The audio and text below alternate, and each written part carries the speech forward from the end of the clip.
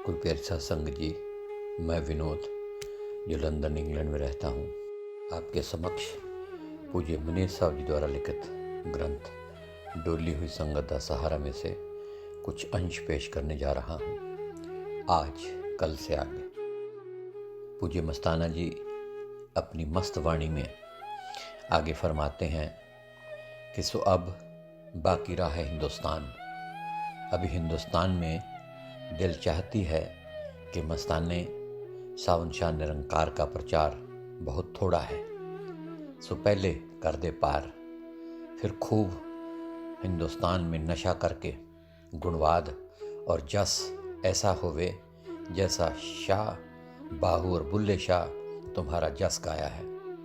ये भी चाहता हूँ कि इस कदर गुम हो जाऊँ कि सावन शाह निरंकार में कि मस्ताने का नाम निशान भी ना रहे।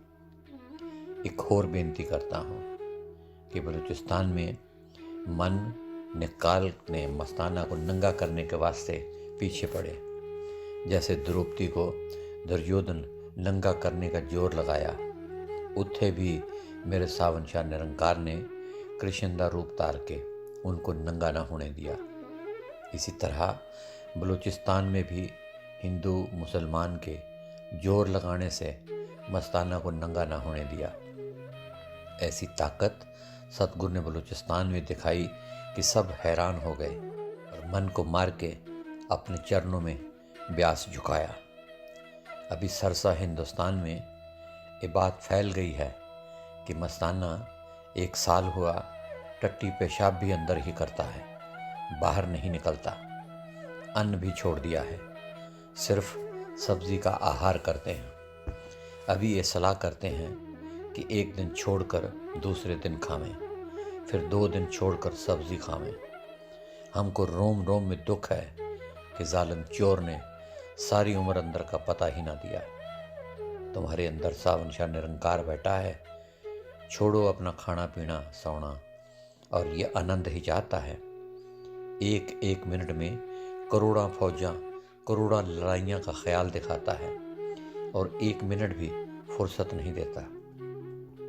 अभी एक सवाल मस्ताना गुनाहगार का है कि तन मन में प्रकट सावन शाह साईं निरंकार प्राणों का आधार, मिनटों मिनटों के दुश्मन के घेरे से बचाने वाला प्रकट हो जावे। थोड़ा थोड़ा पता अगे तेरे हुक्म से था कि ऐसी बला है, मगर सरसा में तेरी तवज्जो से सारा पता लग गया है। अभी आपकी हिम्मत है कि हिंदुस्तान बागड़ के देश में मस्ताना गरीब को नंगा करें तो आपकी मर्जी मौज है, और दिल को तसल्ली आती है कि जुगां जुग सावन शाह निरंकार अपने भगतों की लज्जा रखता आया है। मस्ताना तरलोकी में गुनाहगार है और आपका नाम गरीब निवाज, भौजल से पार करने वाला, पापियों को तारने वाला ऐसी बला लाई है कि ना छोड़ा जाता ना मुक्या जाता है। और मस्ताना के वास्ते सब मर गए, एक नज़र सावन शाह आ रहा है बचाने वाला। रजाई व खेस और खद्दर मिला, लाख लाख वार अखियों पर रखा। जब पाई शादी परम संत सावन शाह का सेवादार को अकेला देखा तो बहुत घबरा गया। खाली बिस्तरों और आदमियों को क्या करना है, रांझण तो सत्संग कर में नज़र आया ही नहीं। इसका जवाब बख्शो, किस सूरत से नंगा मस्ताना टकया जाएगा इस दुश्मन से। जिस तरह मजनू लैला के पाँव, इसी तरह असी सच्चे पातशाह वाहिगुरु का पाँव पड़ते, उसी जगह को चूमते। मस्ताना के ऐसे निभाग कि रांझण आता ही नहीं। यह निपाक के दिन कब जावेंगे, जो कुटिया में आते हैं सारी सारी रात तेरे इश्क में निभाते हैं, वो मत्था टेकते हैं और इस वक्त के वास्ते शुक्र करते हैं। मस्ताना बोलता है कि रखिया राम दिल्ली से आया है और खूब कुटिया वालों की क्लास लिया, खूब डंडा बजाया और सीधे रास्ते में डाल दिया, और बलवंत को लाया दिल्ली से और जेल में पाके चौथे पद वाले जेल में डालकर चला गया। भजन मंडली धन्यवाद देती है सावन शाह निरंकार को। रखिया राम सांगले वाला जैसा महात्मा प्यारा हरदम भेजे कि गुरु का जस का सबक सारी रात पढ़ावे और लाख लाख बार शुक्र करता है कि सांगला हिल में सतगुरु ने अंदरूनी बेहद मदद की है और सावन शाह निरंकार ने नया जन्म दिया है। अभी सावन शाह निरंकार की पनीरी लगावें इश्क की। ये ऐसा निपागा मस्ताना सरसा में आया है कि रंजन अभी तक पाँव ही नहीं पाता। तारीख 19/1/1948 को रखियाराम गया और तारीख 19 जनवरी 1948 को यहाँ करमचंद के पास हजूर की चिट्ठी आई। उसने मस्ताना को दिखाई कि सच्चे पातशाह ने मस्ताने को राधा स्वामी लिखी है। तो मस्ताना ने उस चिट्ठी को नोट किया। उस चिट्ठी में लिखा था, सतगुरु सब्च रूप से तुम्हारे अंदर ही है। तुम प्रेम प्यार से भजन सिमरन करते रहो और मेरे पास ना आओ। इस हिदायत को मानो। संगत सारी को बोलना कि भजन सिमरन करती रहे। मस्ताना बलूचिस्तानी सरसा में आकर जिस वक्त बैठा और नियत किया कि बलूचिस्तान से वध ऐथे रंग लगे, फिर सतगुरु ने हुक्म दिया कि कंवारी कुटिया का ब्याह करो। तुम्हारा हमारा तल्लक ही भजन सिमरन का है। तो काल ने देखा, बेशक इनका मुर्शिद कामिल है और इनका इश्क पूरा है। खूब यह बलूचिस्तान की तरह बागड़ में करेगा। इसी तरह इनको पकड़ावें।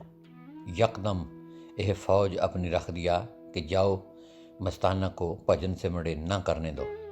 ख्याल अपनी तरफ लगाओ। मस्ताना का चमड़ा पट्टो।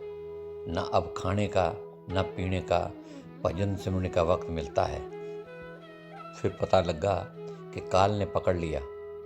रखियाराम दिल्ली से आया। बहुत नफस की खराबी महात्मा जी ने निकाला और बहुत बहुत शुक्र करते हैं कि लख लख ऐब मन के ज़ाहिर हो गए और सतगुरु की बड़ी चर्चा चली। ऐसे महात्मा हर वक्त आते रहें कि मन का पिटना शुरू होवे।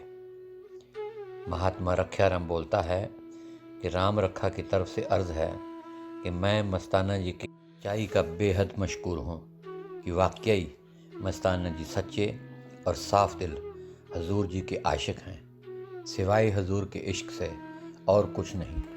मुझको दिल्ली से आए 4 दिन हो गए हैं। जो मैं अपनी आंख से देखता हूँ वही नोट कराता हूँ कि इस तरह मैंने किसी साधु महात्मा को आज तक नहीं देखा। मन की चौकीदारी इस तरह करता है जिस तरह के मस्ताना जी कर रहे हैं। दुनियावी चीज़ों को नज़दीक तक फटकने नहीं देते और हर मुसीबत ज़दा की तन मन धन से मदद करते हैं। सिवाय सतगुरु महाराज के और कोई बात यहाँ नहीं होती। बाकी मेरे जैसा लालची और सब ऐब रखने वाला मेरे ख्याल में मेरा कोई और साथी नहीं होगा।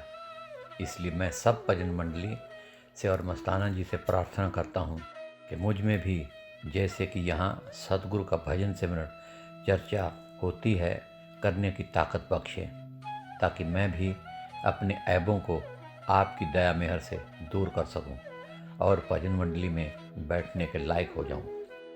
पूज्य मस्ताना जी आगे फरमाते हैं कि भजन मंडली में वो आदमी रहने का हकदार है जो वक्त मुकर्रर के मुताबिक रात को अपने आप जागे।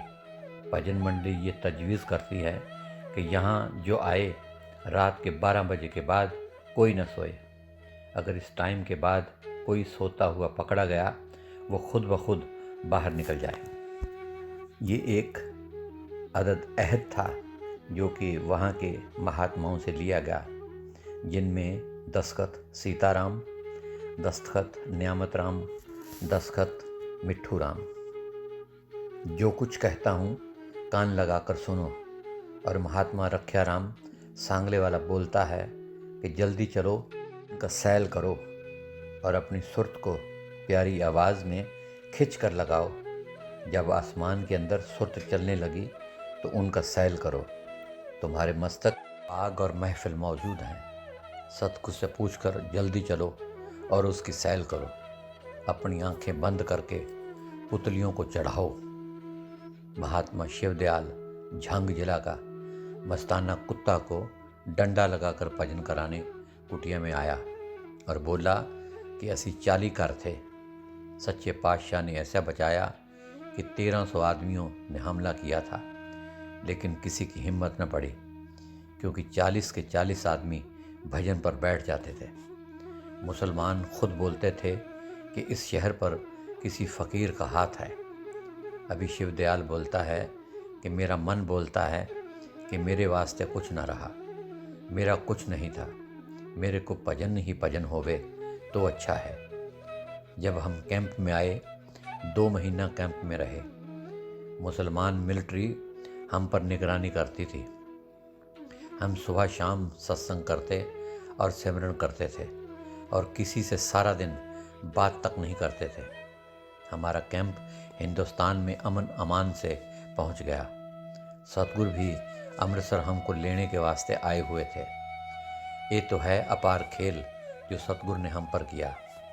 मस्ताना बोलता था कि ऐसे मेल जो शिवदयाल महात्मा को आकर मिला, 40 सत्संगियों को घर की वजह से सच्चे पातशाह ने सारा शहर बचाया।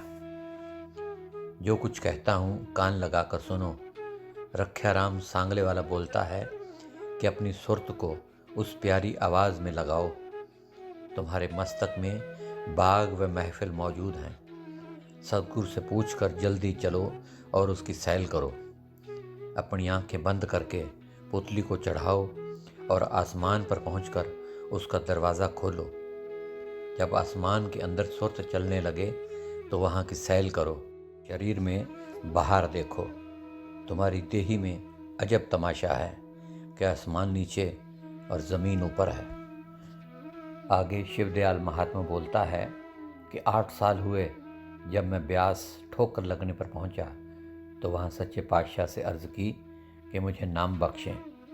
तो सच्चे पातशाह ने सिमरन बख्शा और नाम के लिए वायदा किया कि अगले महीने देंगे।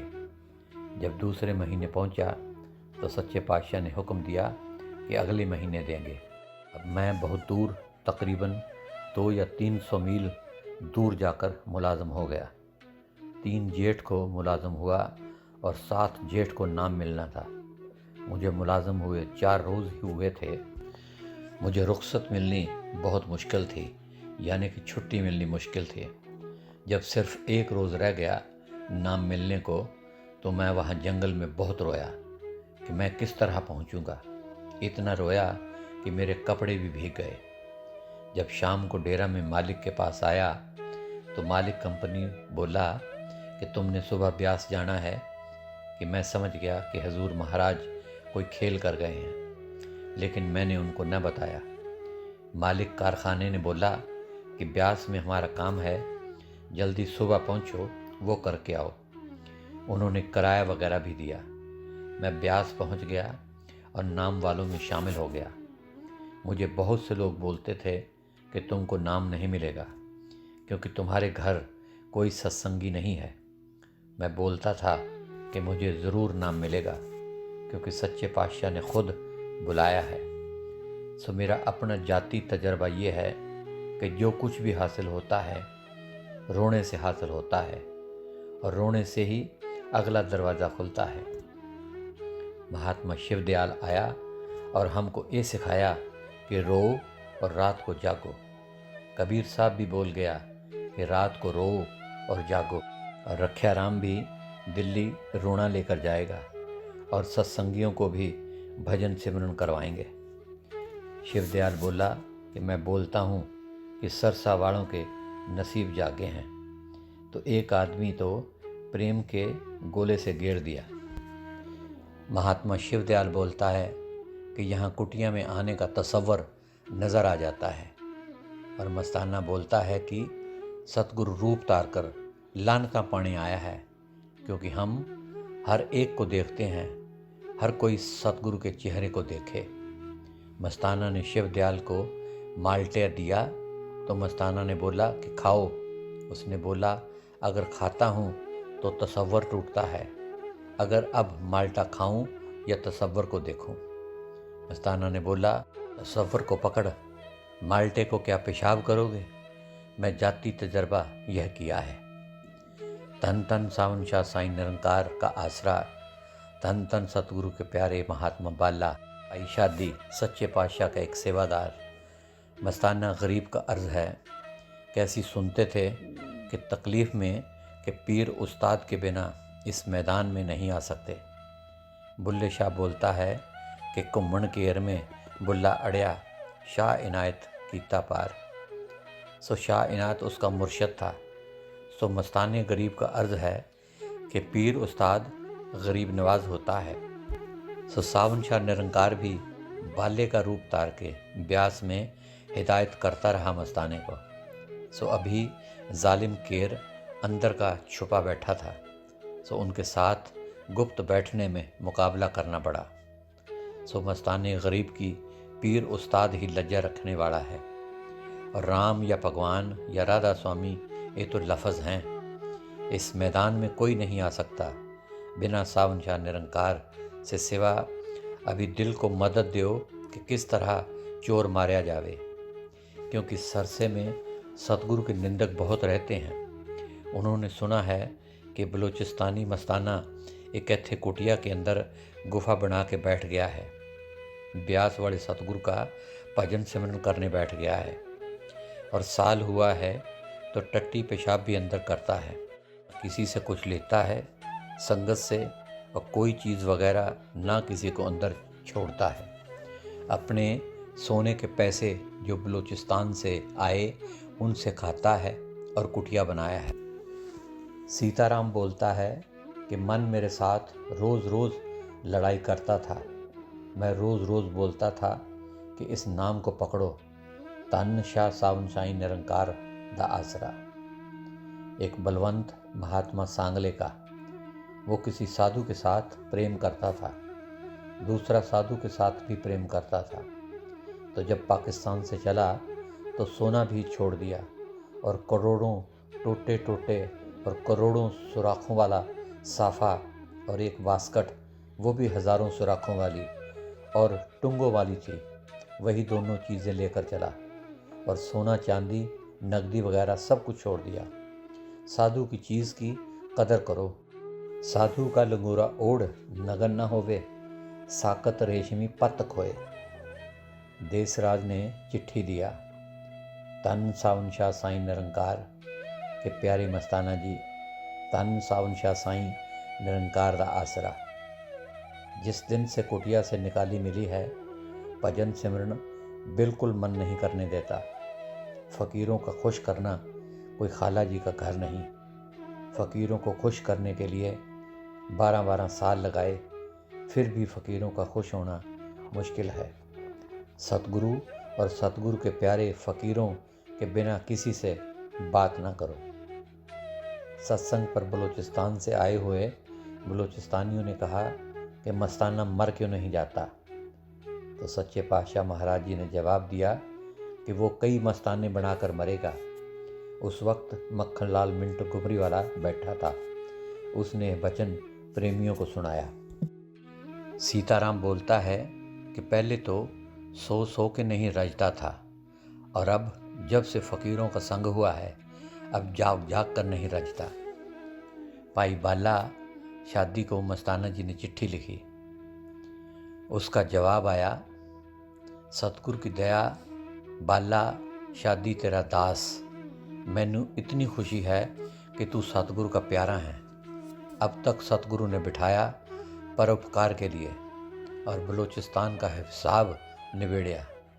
जिन जिन जीवां नू नाम दवाया सी, अब तू उधर वाले जीवां नू भजन सिमरन विच लगाना। तुम्हारा ही ये काम है, सतगुरु का आशिक बनाना, और सतगुरु तेरे अंग संग है, और तू सतगुरु का आशिक है।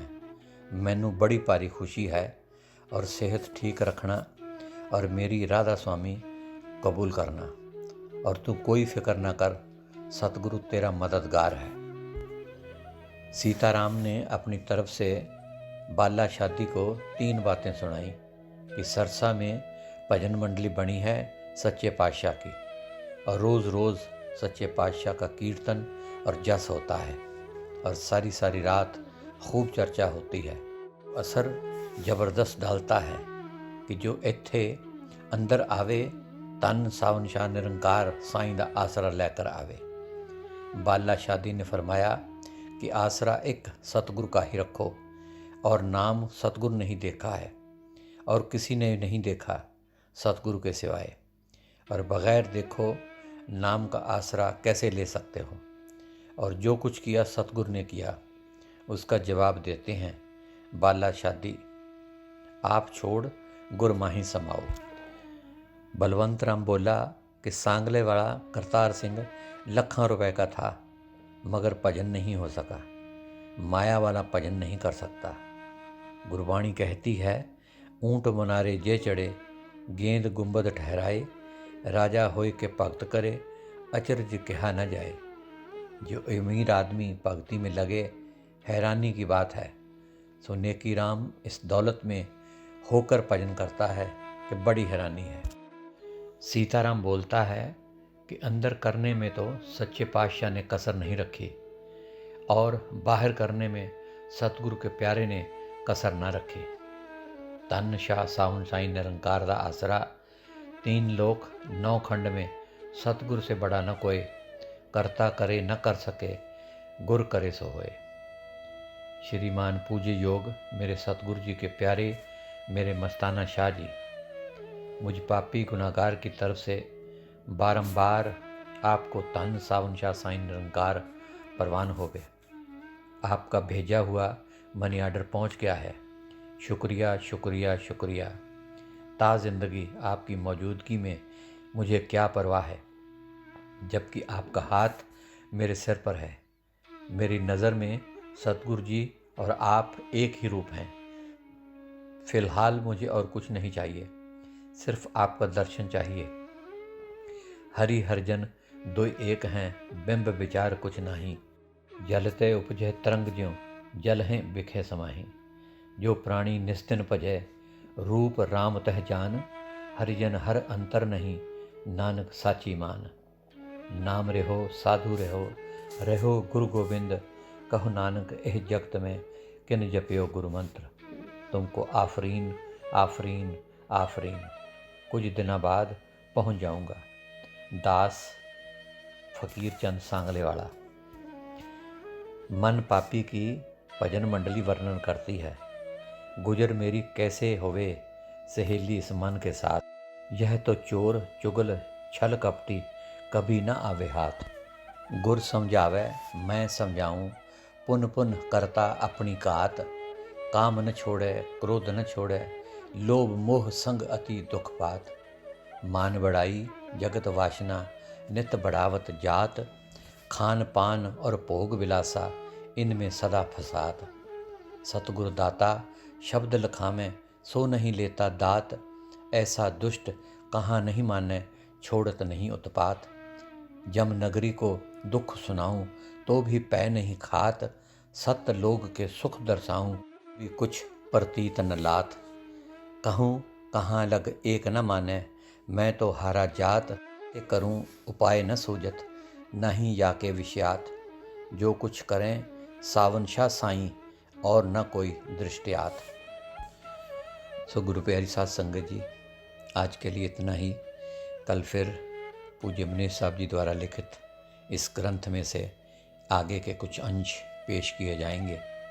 तब तक के लिए इस नाचीज़ को इजाज़त दीजिए, और प्यार भरी धन धन सतगुरु तेरा ही आसरा, हाजिर नाजिर जिंदा राम तेरा ही आसरा कबूल फरमाए।